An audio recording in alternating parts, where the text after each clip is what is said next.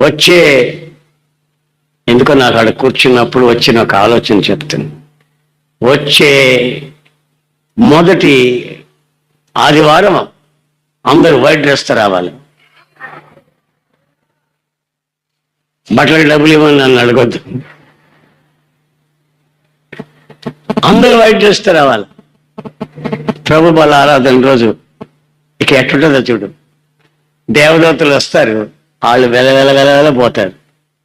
ఈవిడ బాబు మనకంటే పరిశుద్ధ అలంకారంతో తెల్ల బట్టలతో ఆయన్ని సంపూర్ణ శక్తితో ఆయన్ని ఆరాధిస్తున్నారని వాళ్ళు ఎలా చూస్తూ ఊరుకుంటారు.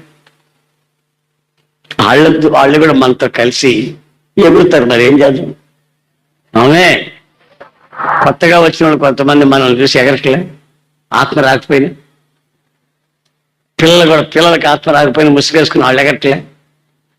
అలాగే దేవుళ్ళు కూడా ఎగురుతారు. ఎందుకంటే మనలో ఉన్న ఆసక్తి, మనలో ఉన్నటువంటి ఆ దీక్ష, నిర్ణయం, నిబంధన తలంచినప్పుడు వాళ్ళు ఎగిరి గంతులేస్తారు.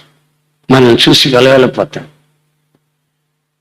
దేవదూతలు మనతో ఉండి ఆరాధన చేస్తుంటే యేసయ్య మాత్రం కూర్చొని ఉండగలడా?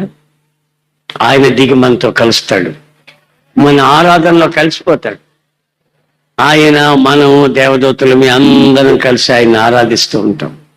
అంతటి అనుభవం లేకపోతే మందిరం అలా అంటదా? అలా అనింది అంటే సంథింగ్ హ్యాపెన్.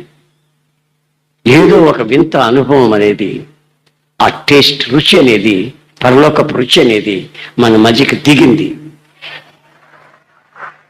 ఇక్కడికి వచ్చిన ప్రతి ఒక్కరు అలాంటి అనుభవాన్ని అనుభవిస్తూనే ఇక్కడి నుంచి సాగాలి.